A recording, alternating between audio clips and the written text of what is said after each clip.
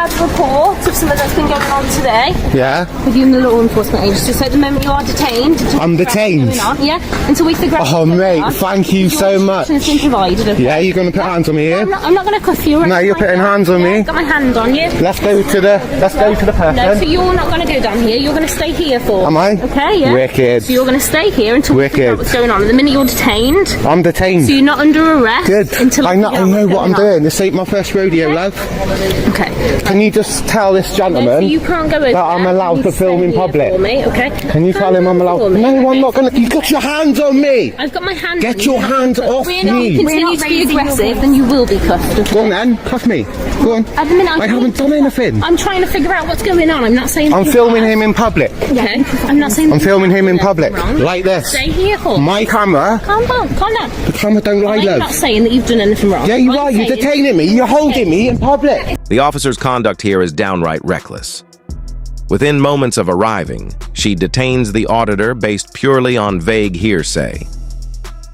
Something happened today involving him. No clear allegation, no defined offense, just a report and a hunch. That's not reasonable suspicion. That's assumption dressed up as authority. What makes it worse is her own admission. I'm not saying you're doing anything wrong. Think about that. She's physically restraining someone while acknowledging he hasn't broken any law. That's not a mistaken judgment. That's an unlawful detention. The auditor was exercising a perfectly legal right, filming in public. Yet instead of assessing the facts, asking questions, or verifying details, the officer jumped straight to control. No investigation, no logic, just impulse. Because for some, it's easier to assert authority than to accept accountability. People think that I'm doing wrong and you're holding me over something this little goon over here said. Right, calm down, okay? You don't want to be calling people names on the street, okay? Goon. I heard what you said. It's not illegal, love. I didn't say Get your hand off me. No. Yes. You are being detained until, calm down, until I figure out what's going on. Are you weird? Ma, I walk around filming people. It's what I do. Okay, it's not weird. He can't just call you. He's called the police and you come up to me and put your hands on me. You are detained. And detain me. Yeah. Calm down. What time did you detain me? I know. Can you identify yourself? Yeah, look, I'm in full uniform. Are you recording? Are you recording? Yeah, I'm recording. Why haven't you told me you're recording? You need to tell me at the first opportunity. No, I don't. Yes, you do. No, I don't. Should we get your things up so we can have a look at it? And this is always on. It's never got to do on camera. Mate. Okay? No, same as mine. Calm down for me. When the auditor asks whether the officers are recording, something every officer is expected to disclose immediately, the response isn't an apology or even clarification. Instead, the officer casually shrugs it off with, "We don't need to. That's simply incorrect." Under Pace Code G and guidance issued by several police forces across the UK, if an encounter is being recorded, especially during a detention, the individual must be informed as soon as reasonably possible. It's a matter of transparency and accountability. People have a right to know when their words and actions are being documented and why. In this case, the officer not only failed to clearly explain the grounds for detention, but also withheld crucial information while physically restraining someone who hadn't committed any offense. That's not how lawful policing works. That's how trust erodes in public service. Don't calm down. You're pretty not like.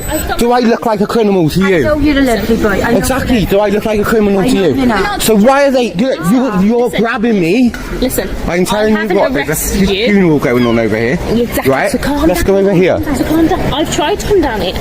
I do. You? Goon. Come on, calm down. Put me in the van. Go on. I'm not putting you in that. I'm sitting here. No, I'm not sitting nowhere. If you just sit here, I'm not taking no directives off you. I was filming in public. That's fine. I'm a man with a camera, not a gun. No, we know. We're just trying to find out what's No, I'm not doing you any favour. Just sit there. I'm not doing you any favour. Calm No. down for me. let you go if you I am. making us Listen. You're going to make negotiations with me when I've done nothing wrong. not trying to negotiate with At the minute, I can't can't figure out what's gone on because I'm dealing with you. No, don't push me. Stay there. She's pushing me. Stay there. She's pushing me. My camera's on. You're alright, you haven't done anything. Why? Stop pushing me all I then. want you to do No, is stay here. You're controlling me. You're trying to give me directives. Yeah. I haven't done I'm anything. trying to figure out what's going on. Well, listen to me. Even though the auditor calmly tries to explain his side, The officer keeps using unnecessary force while repeating the same empty phrase. I'm just trying to figure out what's going on. But how can that be true when she refuses to actually listen? The irony couldn't be clearer. You can't figure things out by detaining someone first and understanding them later. It's a classic case of confirmation bias. She's already decided he's in the wrong. And now everything he says or does just reinforces that belief.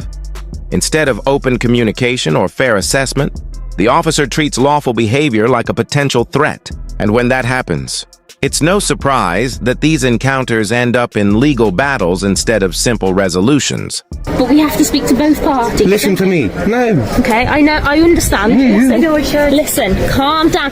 Doing that and pointing out to him and causing more issues is going to make Go down to the cube. Go down to the cube. Do inquiries down there. Because I'm dealing with you. I can't go and see blah, blah, I blah. can't go and Don't see put your hands on my property. Don't point that in my face. I'll point it wherever I want. Face, okay?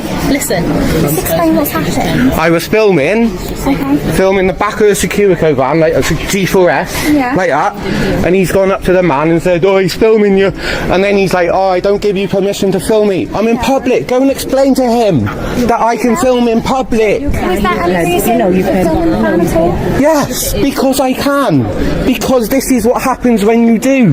Listen. No, I want to stay hear here what for you're me. saying. No, you're not. You're not going to make the situation worse. Why are you putting hands on me? Because you're trying to get involved and make the situation No, I'm worse. not. All I'm trying to do... I need to hear what you're saying. No, you don't. Yeah, I do. No, you don't. I'm walking down the road, filming, and you're just a goon. Listen.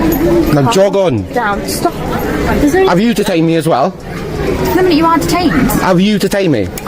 You detained me. I detained you. What station are you I'm from Pembroke Dock Station. Yeah? 719. Another Pembroke Dock Station. 719. There you go. Yeah. Full force of your camera. I'm waiting for 720 quid off on you Why? for illegal detainment. Oh, okay. Yeah. When the auditor mentions that he's already expecting $720 in compensation from the very same police force for a prior unlawful detention, it casts the current situation in an even harsher light. You'd think a department already facing a payout would be extra cautious, applying the law correctly and making sure its officers don't repeat the same errors. But instead, we're witnessing history repeat itself right before our eyes. When legal consequences fail to produce real change, when payouts don't lead to better conduct, it stops being about individual mistakes. What we're seeing isn't a one-off incident, it's a pattern.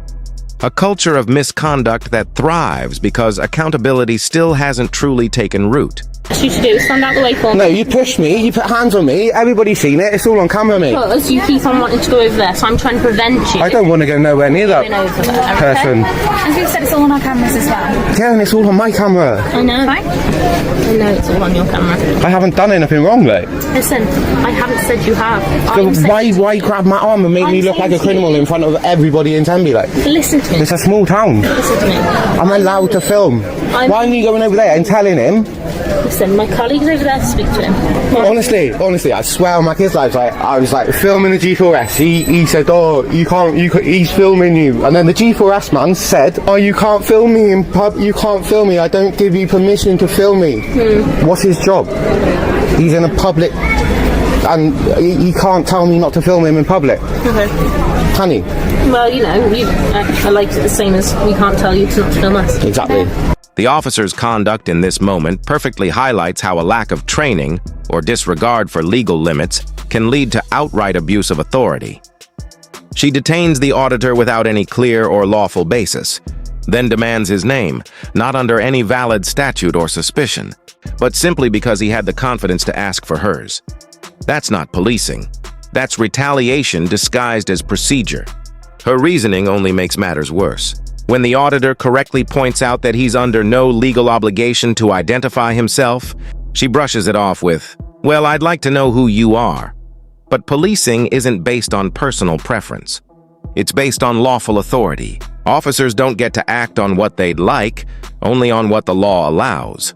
And in this case, none of the legal grounds that would require identification were present. Am I like being criminalised? I haven't arrested you. You've detained me. I haven't said, yeah, but that's different to arrest. Get off my arm. We're not having this. We're not having this pulling to. Just stay here for me whilst we figure out what's going on. That's all I want you to do. All I've done is filmed in public. Okay, but because we've had a report, of what? We just need to make. What is the report? Everybody that's involved. At the moment, I'm not sure. My colleague's over there trying to get more information. I'm trying to speak to you about Okay, this is what I'm trying to tell you. What was your name? Really? Why can't I ask you that question? Because I don't need to give you it. Okay, well, I'd like to know who you are. Why? Because I'm talking to you. Why do you need to know who I am? You've asked who I am because you're talking to me. Yeah, that's your policy, isn't it? Yeah, so I ain't got no policies. I don't work for you. I just asked you. You work for me. Okay. You're gone. Arresting someone on suspicion of harassment based solely on a vague complaint without establishing any genuine course of conduct that meets the legal definition is reckless policing. In this case, the auditor was simply filming in a public space, which is entirely lawful. There were no threats, no repeated or targeted actions, just a camera in a public area. Yet the officer chose to escalate, using force and proceeding with an arrest as though the mere act of recording were suspicious. That approach is dangerous because it replaces lawful reasoning with personal discomfort and bias. Thankfully, accountability followed. As later confirmed by dyslexic auditor in his comment section, he was awarded $563 in compensation for the unlawful arrest. While that amount might seem minor, the symbolism is powerful. It reinforces that misuse of authority doesn't go unnoticed or unchallenged. This entire encounter exposes how inadequate training and impulsive decision-making can transform a routine, lawful act into a full-scale legal fiasco. All the auditor did was film a G4S vehicle in public, something completely within his rights. Yet that simple act prompted an unnecessary detention and arrest, both carried out without lawful grounds or proper evaluation. The lead officer didn't just make a mistake. She bulldozed through procedure with misplaced confidence, from grabbing his arm without justification to failing to state clear grounds and neglecting to disclose her recording at the outset.